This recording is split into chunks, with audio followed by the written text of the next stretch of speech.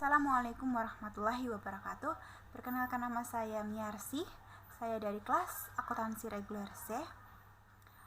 Saya ingin mempresentasikan proposal saya yang berjudul Analisis Penurunan Penjualan UMKM di Tambun Selatan, Dampak dari Pandemi COVID-19 dan Kebijakan Pemerintah Pembatasan Wilayah Berskala Besar atau PSBB. Baik, berikut adalah slide pertama. Latar belakang. Penyebaran virus corona menjadi masalah di berbagai negara. Virus corona adalah virus yang menginfeksi saluran pernafasan. Virus ini berasal dari Cina dan menyebar ke seluruh dunia dalam waktu yang cukup singkat. Maka dari itu, virus ini sangat membahayakan karena mereka dapat dengan mudah menular dari satu tempat ke tempat lain. Virus ini menjadi pandemi dan setiap negara memiliki kebijakan bagaimana cara untuk menangani virus ini. Salah satunya Indonesia, yaitu Indonesia dengan melakukan pembatasan wilayah berskala besar. Upaya ini mengharuskan masyarakat mengalami pembatasan-pembatasan yang menghambat alur perekonomian yang akan berdampak terhadap berbagai sektor, salah satunya pada pengusaha UMKM. Jadi, pemerintah harus melakukan yang namanya upaya pencegahan, yaitu salah satunya adalah PSBB. PSBB itu dilakukan oleh wilayah tertentu yang menurut pemerintah harus melakukan PSBB ini. Biasanya wilayah-wilayah tersebut adalah wilayah-wilayah yang memiliki potensi tinggi terkena virus corona yang akan menularkan lebih banyak lagi. PSBB ini seperti halnya kita tidak boleh keluar dari wilayah tersebut kecuali dengan izin tertentu. Nah, ini menyebabkan berbagai sektor terhambat, tidak berjalan seperti biasanya. Berdampak terhadap UMKM. Pendapatan domestik bruto pada tahun 2019 sebanyak 15 triliun 833 miliar 900 juta. Namun, pada tahun 2020 ini yang diperkirakan akan bertambah sebanyak 5%, namun dengan adanya COVID-19 memprediksikan akan pertumbuhan kurang dari 2%. Ini karena memang pandemi COVID itu sangat mempengaruhi sektor UMKM. Banyak hal yang menyebabkan UMKM mengalami penurunan pendapatan. Rumusan masalah dan tujuan penelitian. Tujuan penelitian yang saya teliti adalah untuk menganalisis pengaruh pandemi COVID-19 di dunia terhadap penurunan pendapatan UMKM. Yang kedua, menganalisis pengaruh kebijakan pemerintah pembatasan wilayah berskala besar terhadap penurunan pendapatan UMKM. Yang ketiga yaitu menganalisis pengaruh penurunan pendapatan UMKM menyebabkan kebangkrutan usaha. Manfaat penelitian. Penelitian ini bermanfaat untuk perkembangan usaha mikro, kecil, dan menengah di masa pandemi COVID-19. Karena pada masa ini benar-benar banyak perubahan yang tidak seperti biasanya yang terjadi di sektor UMKM. Di mana hal ini dapat mempengaruhi bagaimana kinerja UMKM yang tidak seperti biasanya. Dan hal pandemi COVID ini baru terjadi, jadi bermanfaat bagi perkembangan yang UMKM tersebut. Manfaat yang kedua adalah penelitian ini juga bermanfaat untuk mengetahui keberlangsungan usaha UMKM di masa pandemi COVID-19 dan bagaimana mempertahankan usahanya. Karena pada masa pandemi ini UMKM mengalami masa krisisnya, di mana masyarakat akan enggan untuk membeli barang seperti biasanya. Selanjutnya adalah tinjauan literatur. Menurut teori pendapatan, pendapatan adalah kenaikan modal perusahaan akibat dari penjualan produk perusahaan. Istilah pendapatan digunakan dalam perusahaan jasa, sedangkan pada perusahaan dagang menggunakan istilah penjualan. Dan pendapatan para UMKM di Indonesia memiliki peran penting terhadap pertumbuhan perekonomian di Indonesia.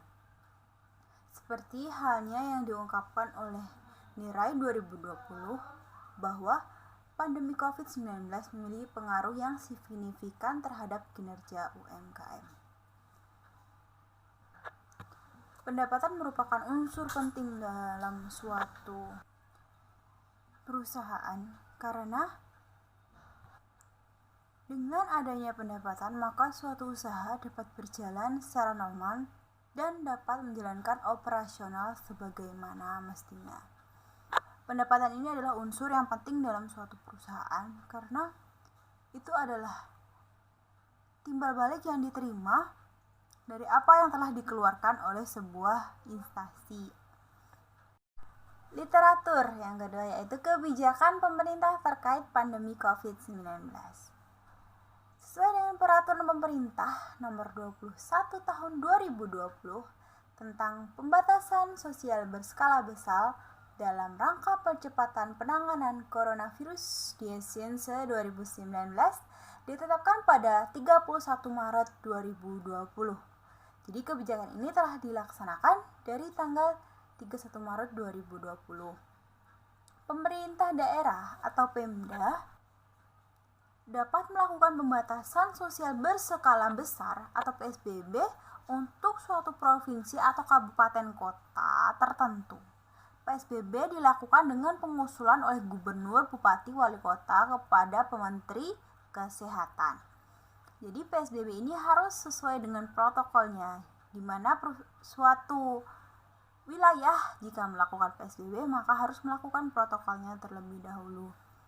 Kemudian seperti halnya yang disampaikan oleh Ahmad 2020 bahwa semakin tinggi tingkat COVID-19 dan pemberlakuan PSBB maka akan mengakibatkan turunnya pendapatan.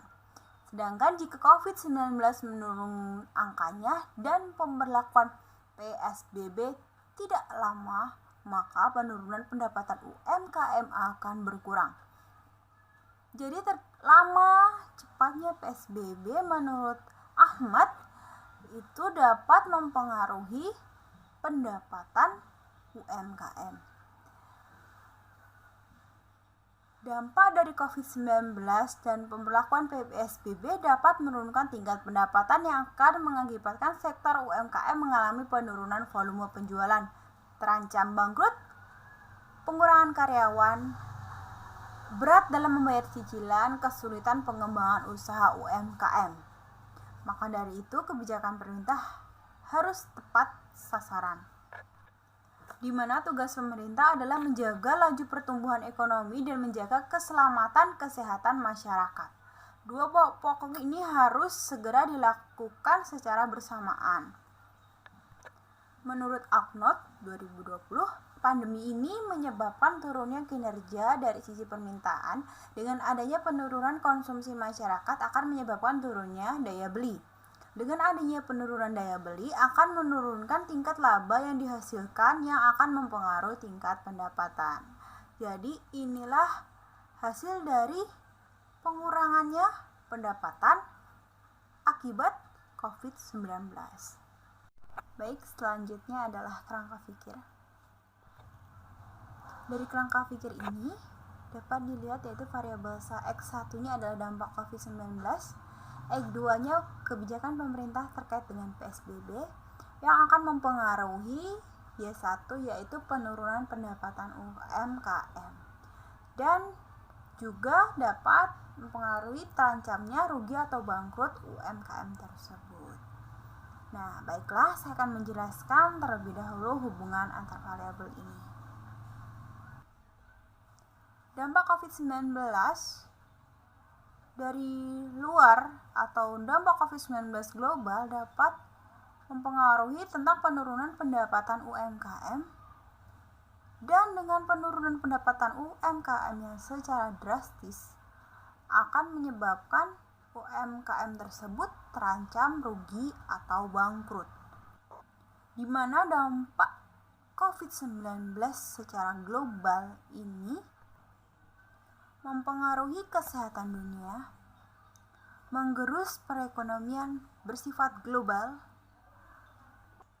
yang berimbas terhadap nilai tukar rupiah itu sendiri yang ada di Indonesia, dan terimbas terhadap indeks harga saham gabungan. Hal ini akan merugikan UMKM dan perekonomian Indonesia.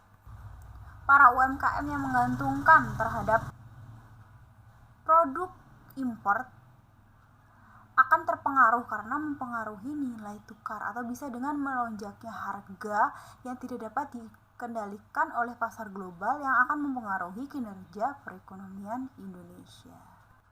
Di mana dampak COVID-19 secara global juga mempengaruhi tentang transportasi Indonesia dengan negara lain. Ini juga dapat mempengaruhi juga. Selain itu, dengan ketidakpastian pandemi COVID-19 di Indonesia, dengan ketidakpastiannya kapan ini semua akan berakhir, membuat masyarakat memilih menyimpan uang mereka dan mengurangi berbelanja yang akan menyebabkan penurunan pendapatan pada UMKM karena mereka memilah-milah pengeluaran mereka, atau mungkin bisa saja menyimpan uang mereka, save money, yang menyebabkan uang tidak dapat berputar dan tidak ada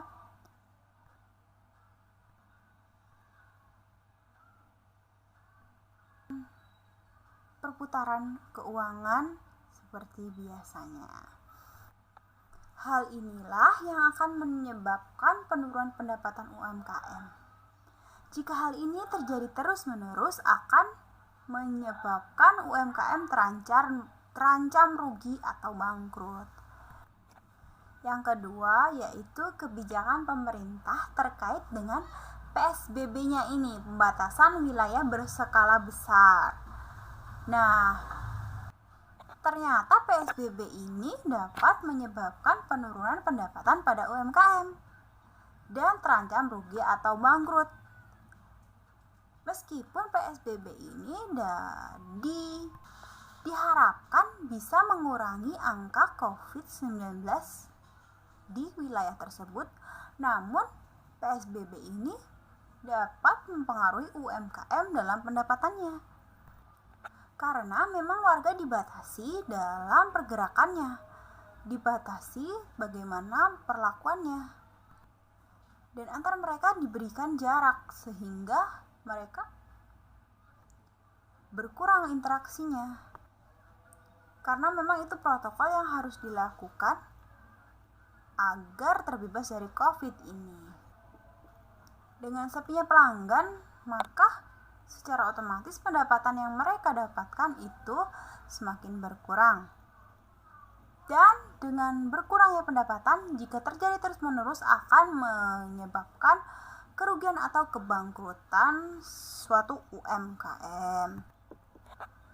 Maka dari itu, dampak COVID-19 dan kebijakan pemerintah PSBB dapat menurunkan pendapatan UMKM, di mana pendapatan UMKM yang terus menurun akan menyebabkan UMKM tersebut terancam rugi atau bangkrut. Yang terakhir yaitu metode penelitian. Penelitian ini menggunakan metode kuantitatif dan menggunakan jenis data primer, serta menggunakan metode pengujian statistik. Penelitian ini menggunakan penelitian kuantitatif eksperimen, di mana teknik pengumpulan data melalui kuesioner yang didistribusikan secara personal. Penelitian ini dilakukan di area Tambun Selatan, Kabupaten Bekasi, di mana Kabupaten Bekasi merupakan salah satu wilayah kawasan industri dan memiliki usaha UMKM yang banyak. Penelitian ini berbeda dengan penelitian sebelumnya, yang yaitu adalah tempat penelitiannya, di mana penelitian yang dilakukan oleh Ahmad pada tahun 2020 dilakukan di Wiyung, Kota Surabaya dengan 250 sampel penelitian. Penelitian ini dilakukan di Tambun Selatan, Kabupaten Bekasi, di mana hasilnya disajikan akan berbeda dengan yang dilakukan sebelumnya karena letak geografisnya jelas berbeda di Tambun Selatan dan satunya di Wiyung, Surabaya. Dan waktu penelitian ini adalah saat Wiyung adalah awal terjadinya PSBB dan penelitian saya adalah setelah PSBB tersebut dilaksanakan. Pelaksanaannya penelitian ini adalah setelah mulai longgarnya kebijakan pemerintah, yaitu setelah adanya new normal. Dan sampel yang digunakan saat penelitian ini yaitu 200 sampel di area Tambun Selatan. Penelitian ini mengacu pada penelitian sebelumnya, yaitu menggunakan analisis data PLS (Partial Least Squares). PLS merupakan teknik baru yang banyak diminati orang karena dapat digunakan dengan sampel yang sedikit. Baik, demikian presentasi dari saya. Terima kasih atas perhatian Ibu Hadi. Kurang lebihnya saya mohon maaf. Wassalamualaikum warahmatullahi wabarakatuh.